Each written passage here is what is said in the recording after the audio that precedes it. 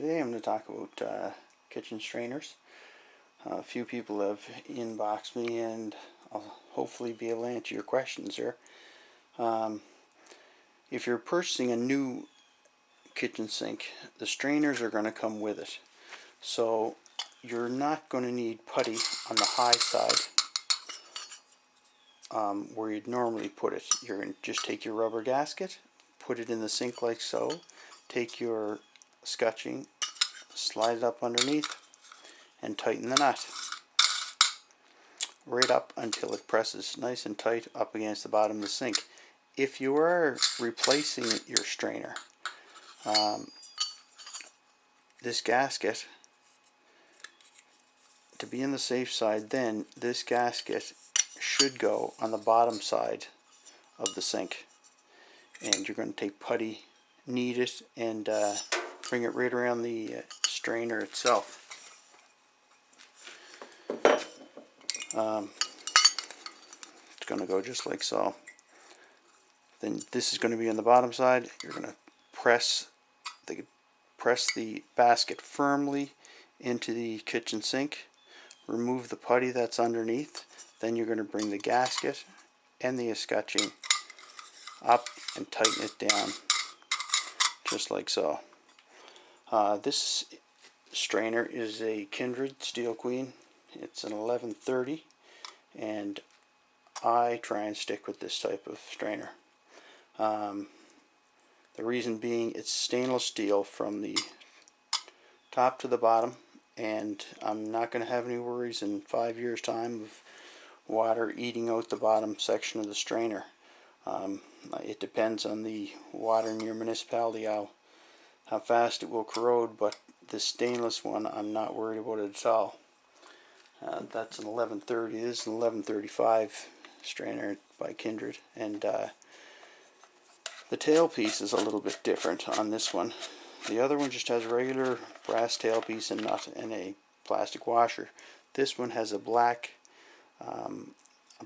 rubber gasket in there, and it just tightens up to the bottom of the PVC inside here. Let's see. And it is coming out, I'm glad. So put that there for a minute. Now this strainer simply works by taking it, dropping this down through, putting putty on here. Now the reason I say putty should be used in this one, these little foam gaskets that come with strainers, they come with PO plugs. Certain bath waste and overflow companies use them. I take them and I chuck them. I'll take putty and put it around there. I'll press that firmly into the sink. Then I'll remove the excess putty from underneath. Bring this up. There's a nice rubber gasket here. Bring this up. Take my bolt and tighten that all the way down until it's nice and firm. The nice part I do like about this is the stop itself. There's a ball bearing there with a spring that pushes in, and when you push it down, that's it. It's nice and simple, and they work quite well. The strainer that came with this sink, here's a prime example. It was stainless steel and it goes to ABS. It's still in great shape and it's many years old. But the gasket was here on the strainer itself, and that simply went through the sink. Never had a problem with it whatsoever. No putty was used, and that worked out just fine. The strainer, one of the strainers that I've stopped using altogether, and this is one that I've had a little bit of trouble with, is this PVC one. This little older strainer that I had kicking around, and whenever I'm replacing a strainer, first thing I'll do, I'll need some putty.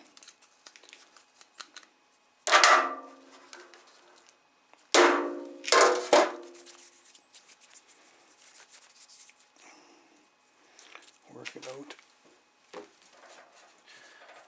Just roll it on a flat surface.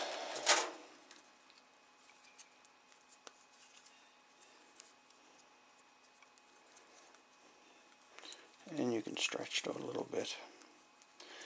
You don't need a lot of putty. So I'm going to take that and I'm going to firmly push it down here. And with this type, I'm going to actually push it down a little longer than I would on a normal one, because I've always found that this type of strainer, once I tighten this up, moves around. And it doesn't happen that often with the others, but it happens with this one. It's almost like it's not quite suited for being used as a replacement. So we'll look at the bottom side of this now. And there is the putty that I've moved out, or forced out.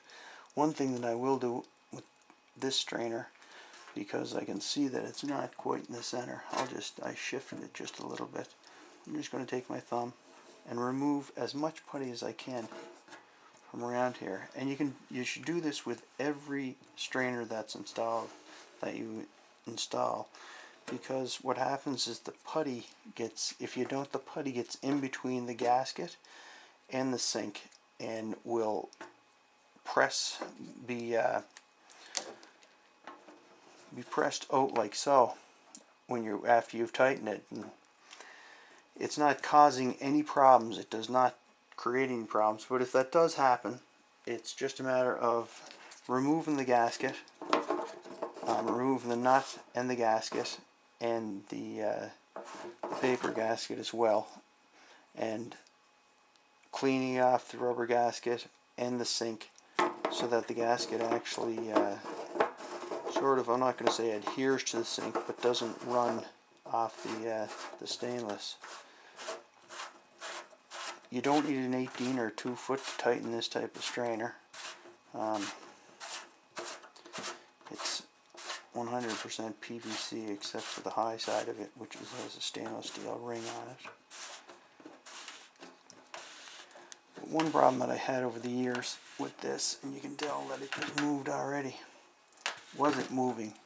And when I put the wrench on this strainer, it has a tendency of moving just a little bit more.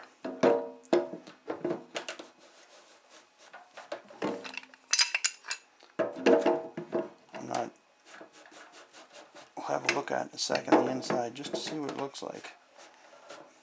Because you'd like for it to be in the center. And the gasket didn't squeeze out that time, but if you do remove all the putty, that will help prevent that gasket from moving out. We'll just look at this just to see how it's centered up.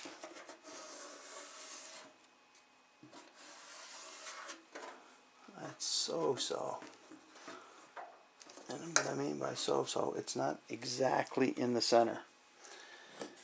Where if you use this style of strainer, there's a much better chance that this strainer is going to sit in that sink better. It almost seems like the diameter of the strainer itself is a little bit smaller than what it should be. But I'm a huge fan of this. It's 100% stainless steel. And remember, once you've pressed that strainer down, remove as much putty as you can from underneath, then bring your scotching up and you'll be all set. Anyway, I hope that's answered a few of the questions that people had asked, and enjoy your day.